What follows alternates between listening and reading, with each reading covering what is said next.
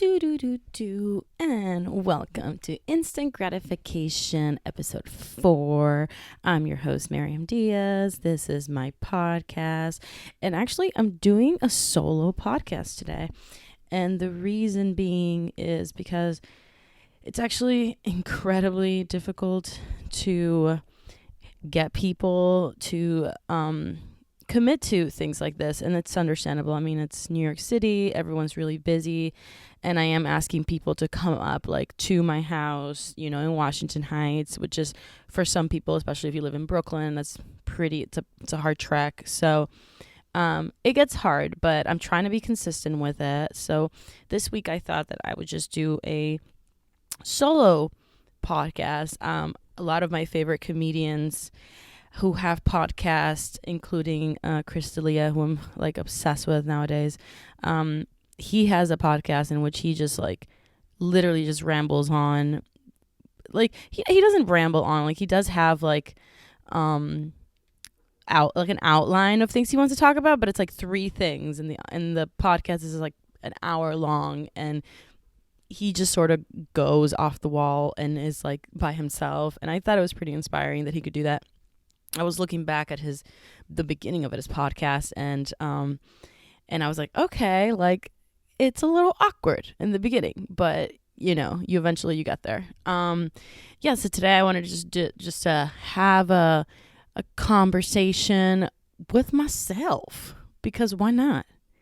We already do it anyways in our heads, like might as well just put it out there. Today was a weird day. So I had a dream in the morning that woke me up, and this is like very like full disclosure, but I haven't cried in a bit. I haven't cried since maybe like when I was in Ireland. I was driving a lot on my own, and I was doing a lot of self-reflection, and when I wasn't surrounded by like really awesome people that I met there, I was by myself, like in a car in the countryside, very romantic, very just like a movie, really. And I had moments of like where I was just thinking a lot about the things that I've been through in the last year and things like that. And I did have moments in which I was crying, and I do that sometimes when I travel, guys. Like when I travel, it's for the most part, it's freaking amazing. It's just me, and it's like I'm meeting so many people. It feels like I'm a little kid again, and that's really why I do it. Because it feels like I'm just the sense of curiosity and the sense of adventure and the just the complete lack of like inhibition that sometimes I get from solo travel. It's addicting. It's truly addicting. But when I'm not doing all of that, and when I am going from a place to place, which can be it's a very lonesome experience. There's moments, and I had this experience before when I was backpacking Europe a few years ago by myself for like a month, and I was on the train a lot by myself, and I had moments of like crying. Like I was just crying about things that have been painful in my life, and things that like sometimes when you're constantly surrounded by especially in New York City, like all these distractions and like your relationships and this and that and like work, it's very, very easy to just completely disregard all these things that need to be handled and need to be taken care of when it comes to your emotions, which is one of the reasons why I started this podcast, which was because I wanted to explore the things that we don't talk about in our regular lives. So I did some crying in Ireland when I was driving, and that was really helpful. I came back to New York, and I've been like full throttle since. But today because of that dream I had, I woke up and I cried, and I was just like, I realized that like I still have certain things that from last year that are still affecting me. I've been doing so well in the sense of like keeping busy and finding new things that I enjoy doing, and like picking up hobbies, and like I'm really having a lot of more time nowadays to like find all these cool things that I really want to do that I didn't think I like could do, or I didn't think that like I had time to do. But it's been so far this year has been like incredible. Like I've been having such a great time this year, but because I've been having such a good time, I was for sure ignoring a little bit of the things that are still lingering, and I'm still trying to figure things out in my head. And the thing is, like, sometimes, like, the more that you I'm trying to figure things out, but it's like sometimes I'm realizing that you have to sometimes just know that maybe you won't understand everything. That maybe it's there's certain things that you have to let go of. And I have a very, very difficult time letting go of things. Like, very difficult time. I cling to things when they're very important and very intense, and I use them as like posts in the sense of like I learn from my experiences, but also like if it's something like love and things like that, I have a very hard time letting go of certain things because I do use it as a creative tool. But I'm realizing that like through the act of crying, I just needed to do that. Like I just needed to wake up and lay in my bed and then do that uncomfortable thing, which is just like letting it go and just fucking like just releasing that, because you're still gonna feel, you know, a sense of pain and sorrow if you don't cry. So might as well just feel uncomfortable for like 5 minutes and just kind of let it out in order to like purge that, so it's not clogging up your brain and your heart anymore. And I definitely feel much better. I feel much better enough that I'm doing the solo podcast right now. But I think like it's interesting because like I definitely opened up. The first thing I did when I knew that I was gonna cry, I prepped for my cries, by the way. I really, really do. So I was like, okay, I know it's about to happen, so let me just put on a video. So I put on a YouTube video that was talking about like when you're missing someone, like if you're missing someone, like read or listen to this or something, like one of those, like whatever. And that stuff is so incredibly helpful to me. Like the reason that I really started this podcast was because when I was going through a really, really tough sort of a breakup that sort of opened up a lot of things, not just like about the person and that breakup specifically, but it really opened up a lot of other things about the past and my idea of like self-worth, self-love, what does it mean to like really like take care of yourself, love yourself, like putting yourself first before you put anybody else. Like those are things that I grappled with right after that breakup that I'm very thankful for. And I started the podcast because I wanted to explore like what do people do when they're in that dark place, as I was today when I wanted to cry. Like what is it that you do to make yourself feel better, including like crying is a really good thing. But I realized that, you know, YouTube is an incredible, incredible resource.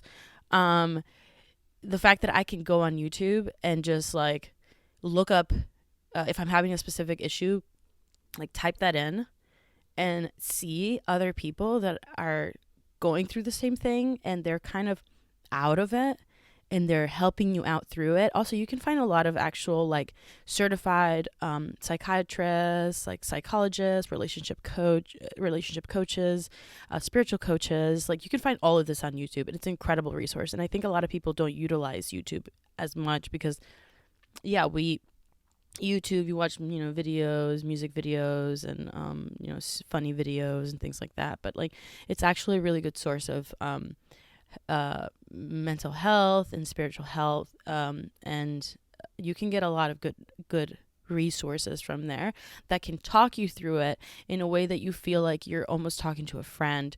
And I know that seems like really, really weird because like, okay, like weirdo, you're just like at home listening to like people tell you about, you know, their emotional life and how, or like how you should handle your emotional life, but you don't even know who they are. Well, the thing is, like, a lot of those issues that we go through as humans are very universal. whatever you've been through, there's obviously a likability that millions of people have gone through it. They've gone past it. They're on the other side, and they have a little bit of wisdom about how to get through it. And nowadays, when like I encounter, because I'm in a much positive place now that I've done a lot of that work of healing and things like that, in all senses. So not just with relationships, but I've done a lot of work when it comes to self-esteem, self-love, looking at things from the past, like family things and, you know, sort of childhood stuff that has happened, like things that like I encourage everybody to fucking take a look at. But when you go through it, you do get a little bit of wisdom, because in the moment when you were going through it, you didn't think you could get through it, and then you did. So what are some of the things that, like, the reason that this podcast is called Instant Gratification is because at the time where I was going through a really, really rough time, I just wanted to feel good. And I didn't really care where it was coming from. I just wanted to feel good again about myself, about my life, about my emotions. I needed to control. I needed to control what I was feeling, but it wasn't just controlling it. It was like changing the way that I was thinking about things, and that's what got me through it.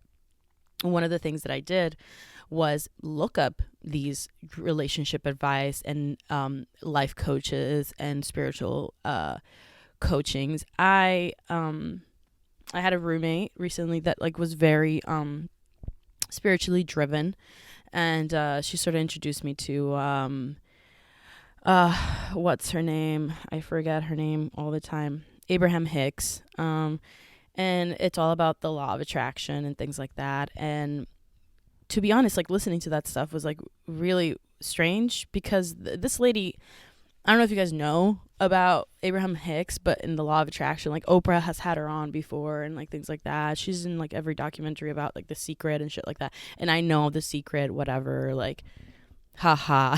Like, I feel like everyone has their own like opinion about that. It's like, oh yeah, fucking shit. So if I think that I'm a millionaire, then I'll be a millionaire. And it's like, no, that's not really what they're saying. But sure, bro. But Abraham Hicks she's this like sort of, I guess it's new age spiritualism. I don't know how to explain it, but it's the law of attraction. That's really what it is.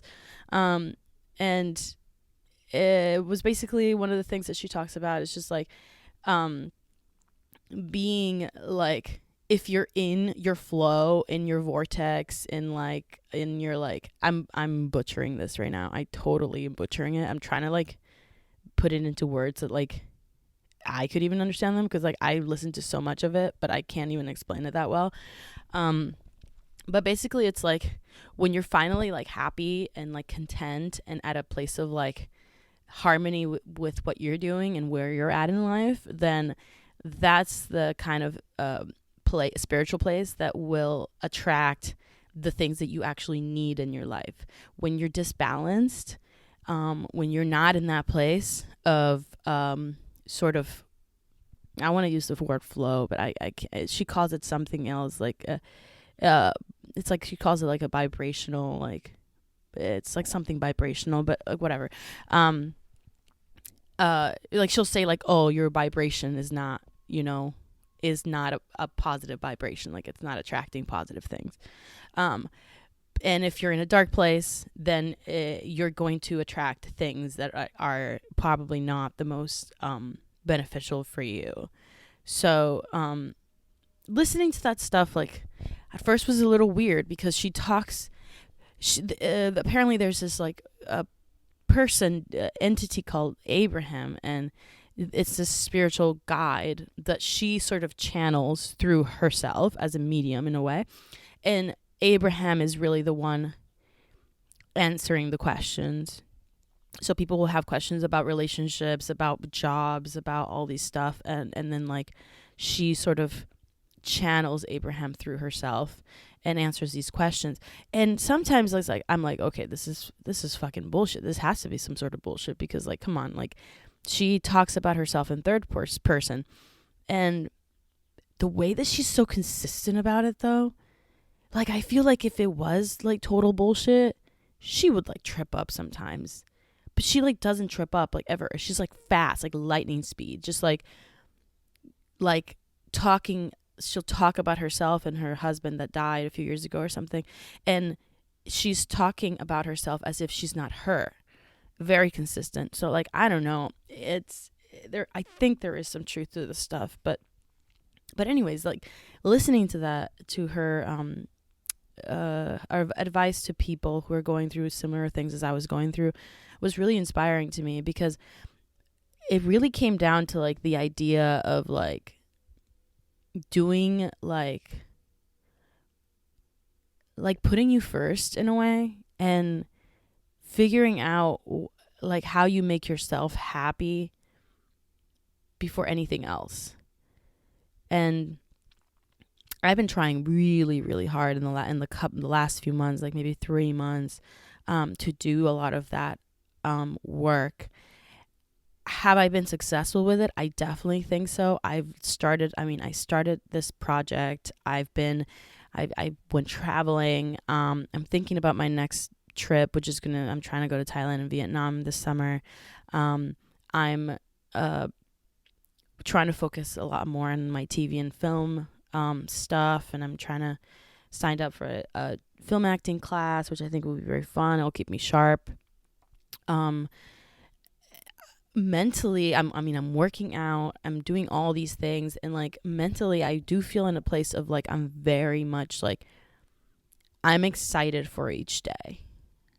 Like every day I'm excited for the day. And when I go to bed, I'm happy with what I've accomplished and what I've done. And I'm almost a little sad that it's going by so fast. I'm in a very good place. Do I feel like days like today will happen again? Absolutely.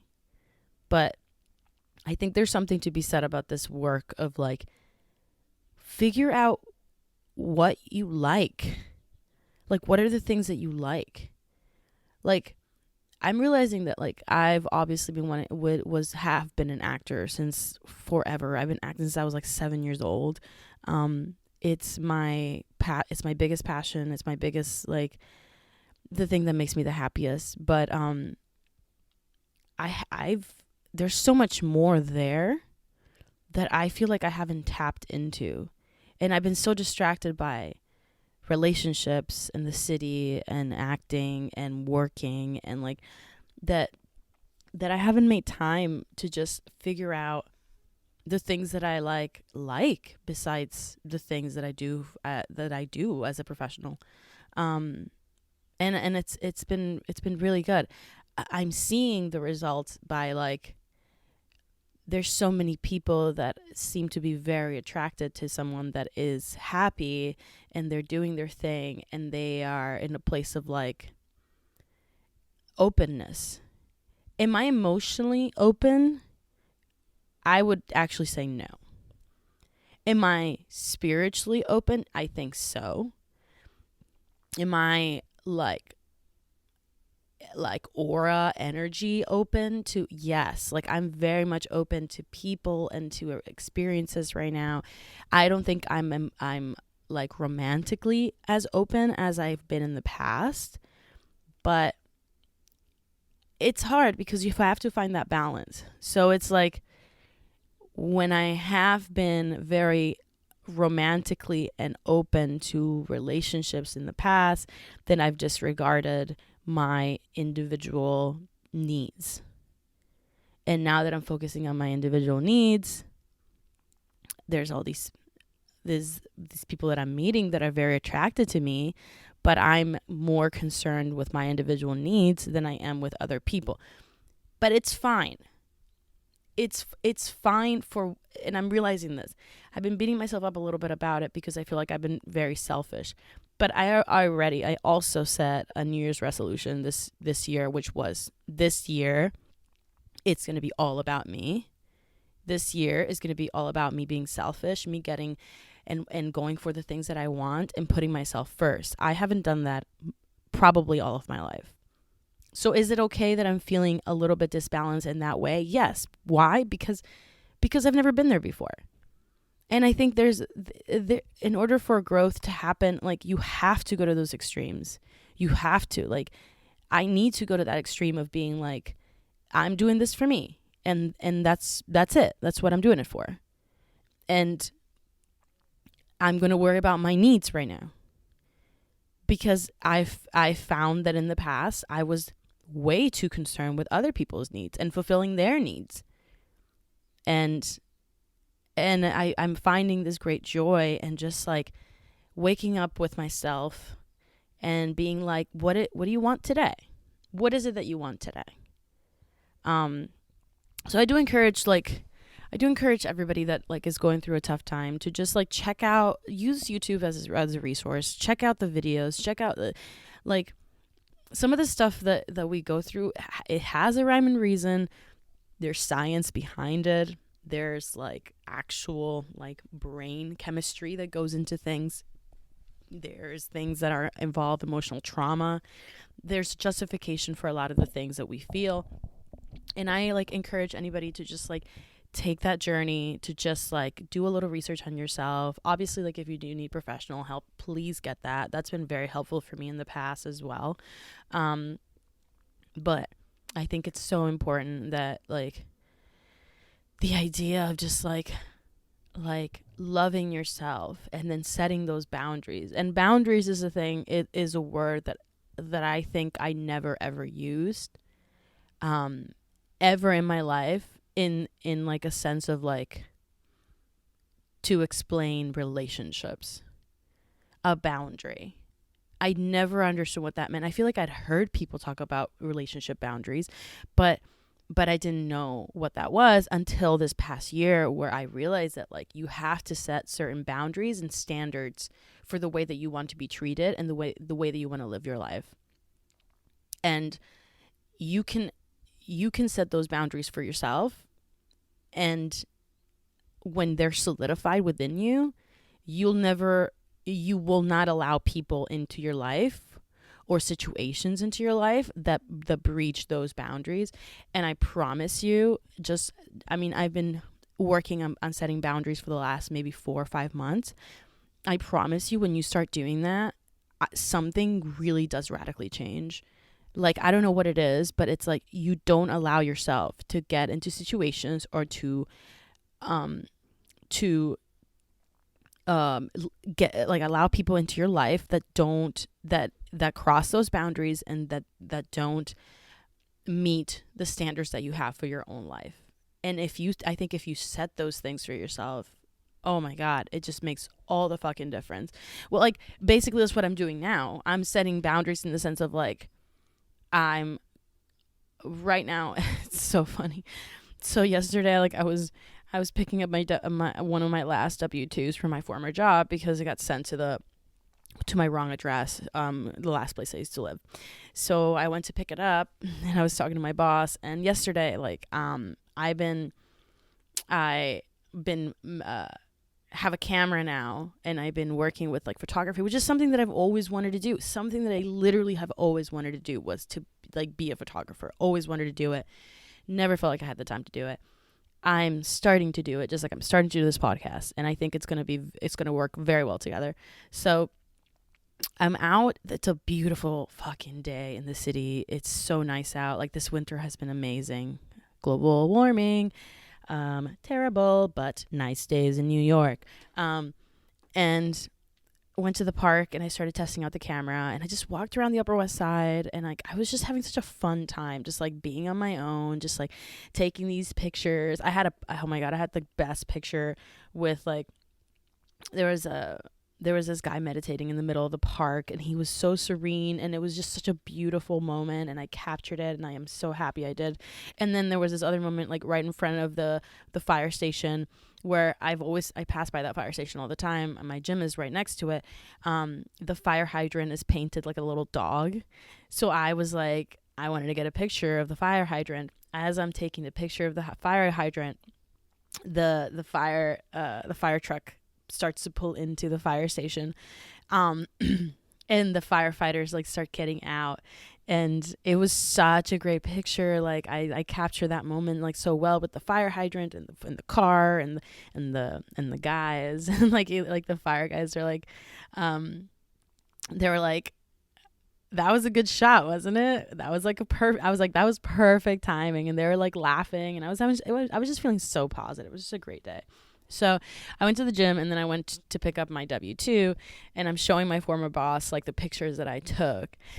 And he had already asked me, like, he was like, so what, are you still with the boyfriend? And I was just like, no, that ended a few months ago.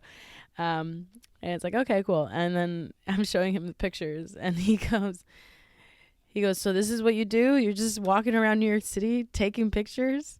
I was like, yeah. And he's just like, you need to get a boyfriend. And I was like, no, I don't. Like, I really don't. I actually am enjoying doing this stuff, but it was just so funny. It's just like the idea that like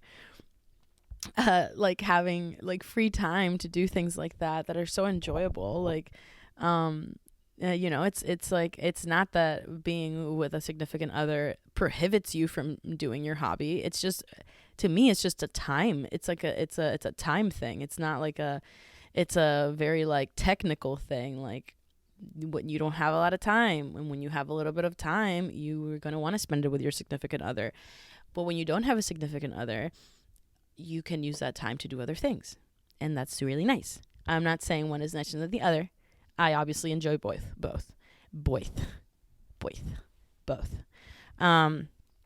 Yeah, so that was cool.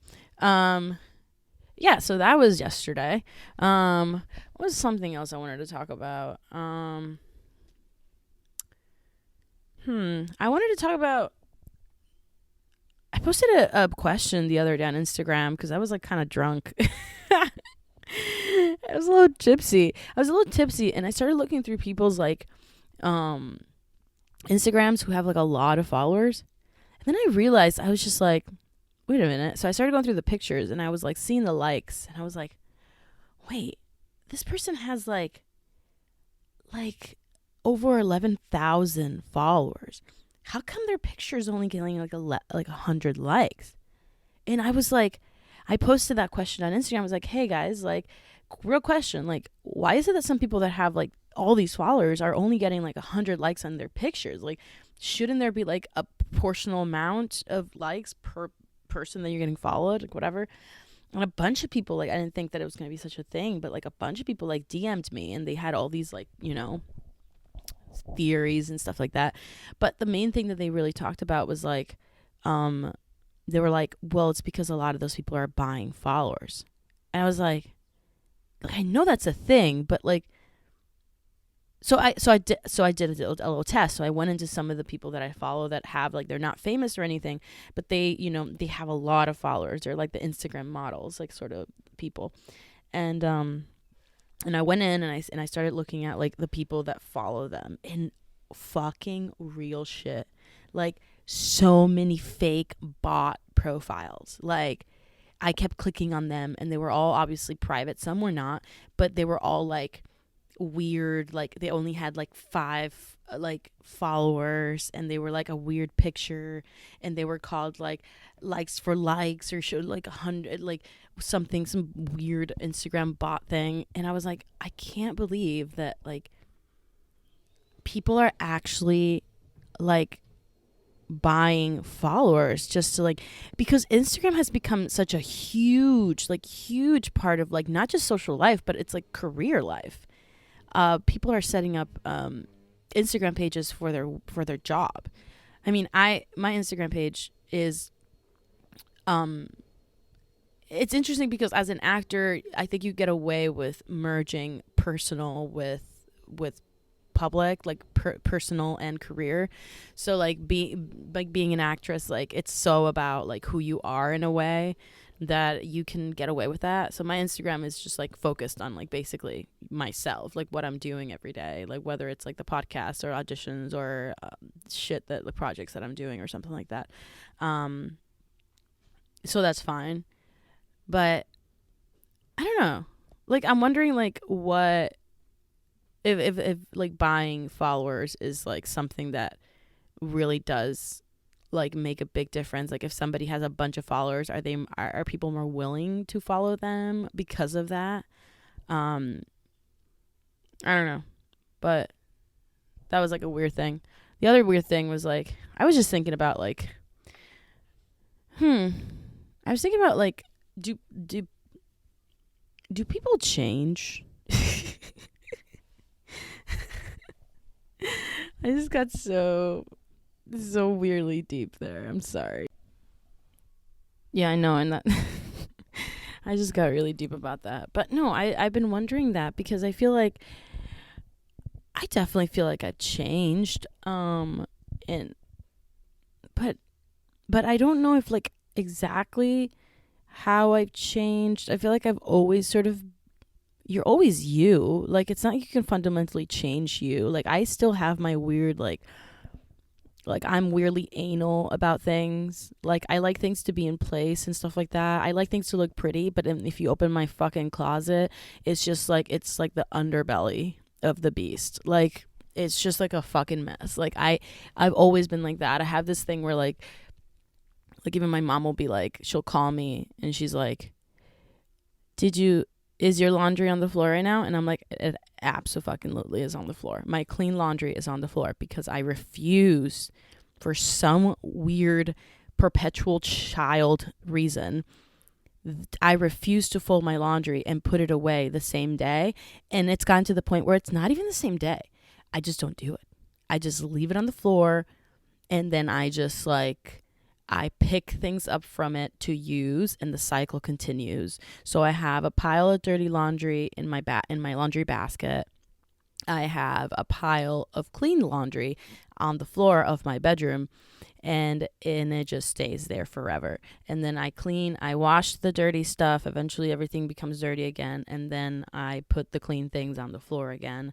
And it's not like obviously it's not like dresses or anything like that, like anything that's like nice, but it's like all my daily like my like gym stuff, my like sheets, socks, underwear, and some the sweaters, things that I work for work, like whatever I wear to bartend, like that stuff, jeans.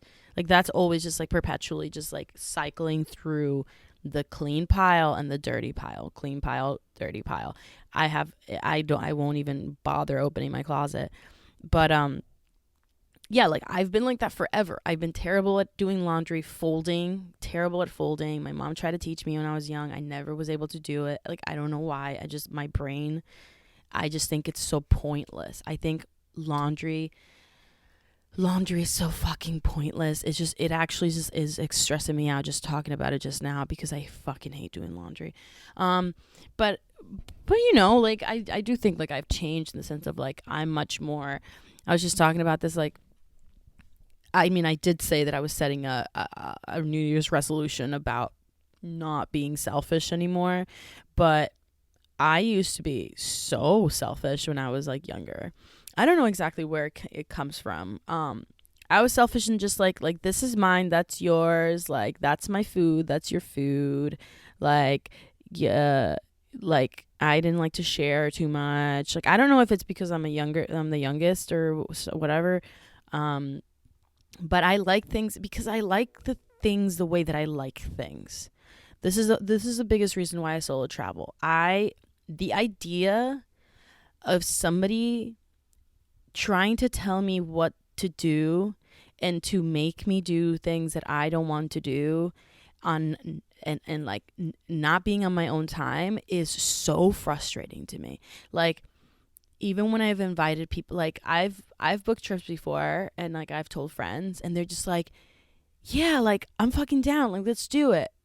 And as soon as they say yeah, I immediately regret inviting them. Like I just do. Because I'm like, this means that I'm going to have to compromise about things. And I do not like to compromise about things. Not about traveling, for sure. Because I feel like half the time I'm just like, no, I know best. I know that I did the research. I know that I know where to go, what the locals like to do. I know the right way for us to have the kind of experience that I know will be the best experience. So I don't want you to mess this up for me, which is why I solo travel, because nobody can tell me what to do. I can do whatever I want to do. I set my own plan. I can be as spontaneous as I want to be, but I can also stay on my own track. I don't have to compromise at all. So in that way, like, I've continued to be that way since forever. So that's never changed. Am I more open to people's like suggestions, and am I more open to like, hey, you're being a dick? Yes. And in that way, I feel like there is change. And then maybe the change is really just you being aware of yourself and being able to like control it more and sort of be like, okay, like I just noticed that I did that, and that's the thing I always do.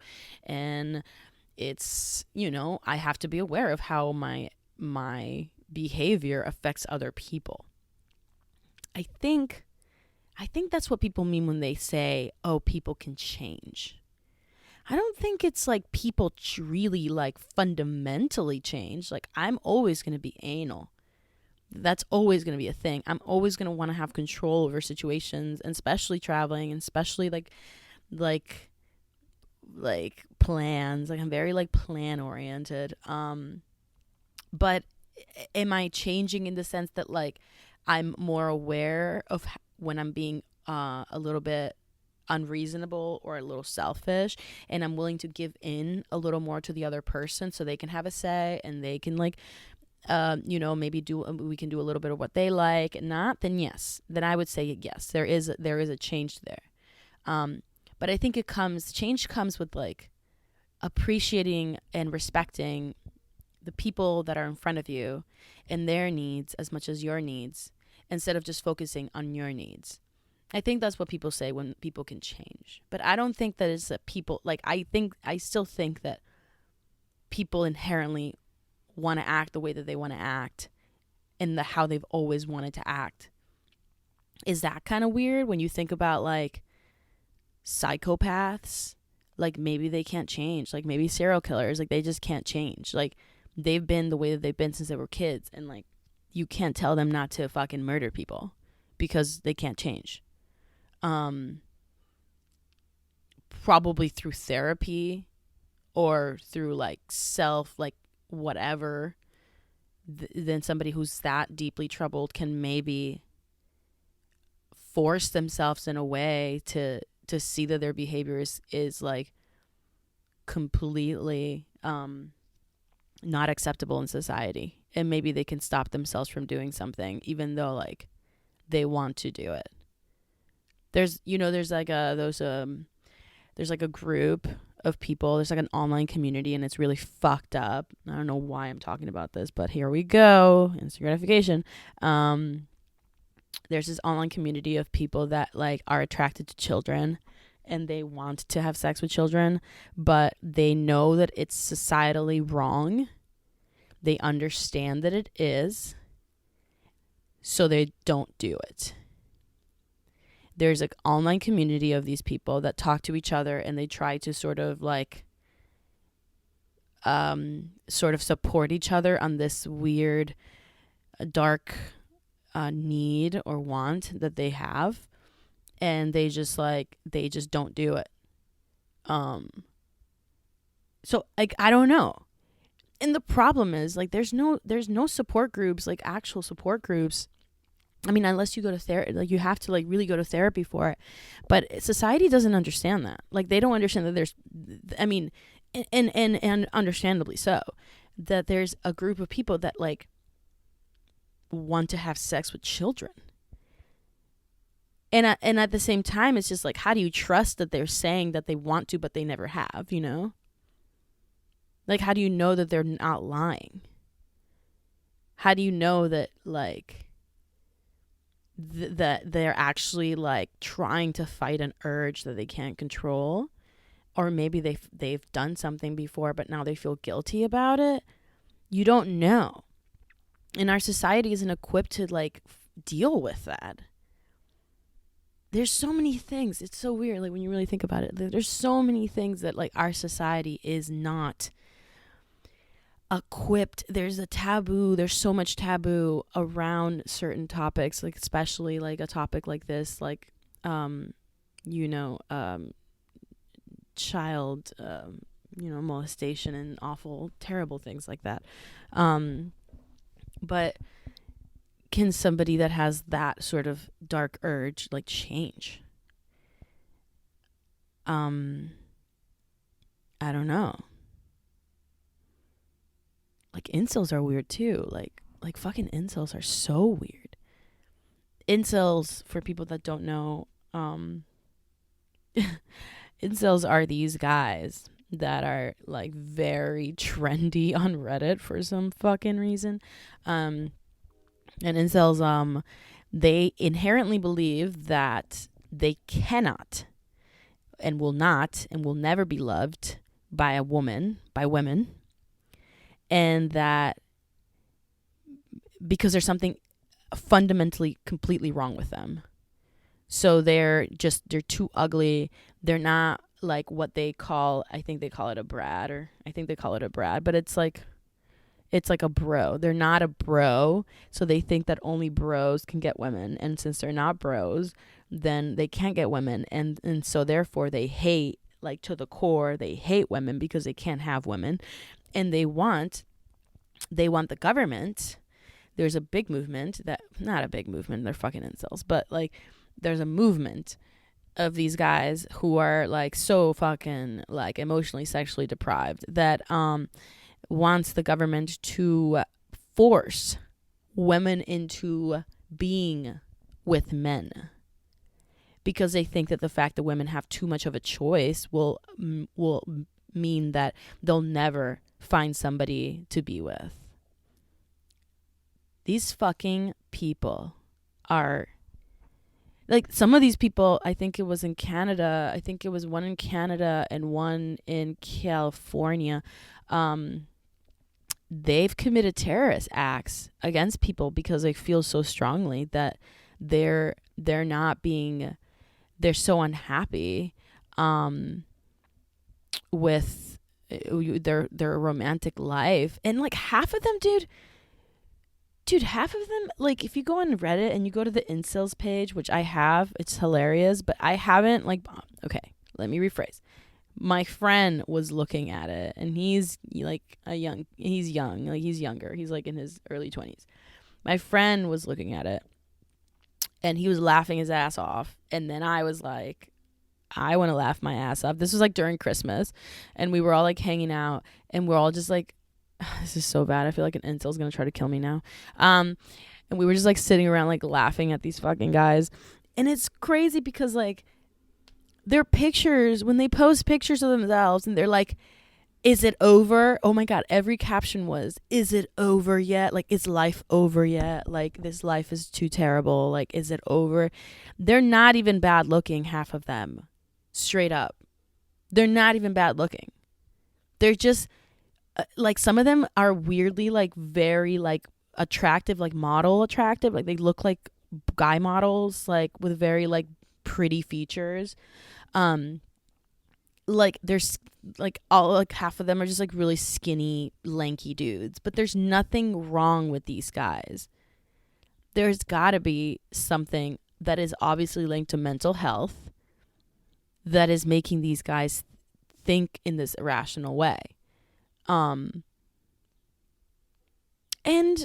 can you change that? I think so. I think there's hope for the incels. I like to think there's hope for the incels because, God, if this is like a movement that's growing, I don't want the government to fucking tell me to marry an incel. That sounds absolutely terrible. Guys, in that note, I can't believe I ended with incels, and I'm not going to apologize for it. I'm not going to. I think that was something you guys needed to hear, and I'm proud of the content that I'm putting out. Love you guys. Thanks for listening. If you're listening, we're going to keep doing this. This isn't stopping. We're not stopping this train. We're not.